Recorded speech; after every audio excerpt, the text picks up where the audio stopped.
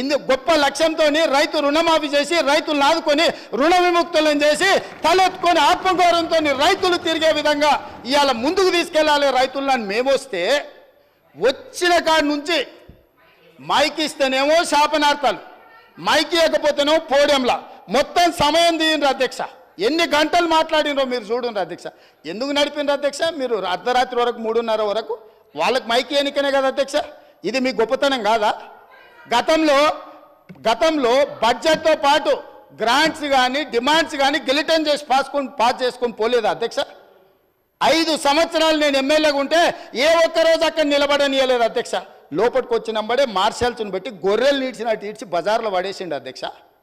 మా సోదరుడు కోమటిరెడ్డి వెంకటరెడ్డి గారిని, మా మిత్రుడు సంపత్ కుమార్ గారిని శాసనసభ సభ్యత్వాలు రద్దు చేసి అన్యాయంగా చేయని శిక్షకు వాళ్ళను ఉరేసిండ్రు అధ్యక్ష. మేము అట్లా ప్రవర్తించినామా అధ్యక్ష? వాళ్ళు ఎంతసేపు అడిగితే అంతసేపు ధర్నా చేయనిచ్చినాం, అడిగి మాట్లాడినంతసేపు మైక్ ఇచ్చినాం, మంచి పనులకు సహకరించమని అడిగినాం.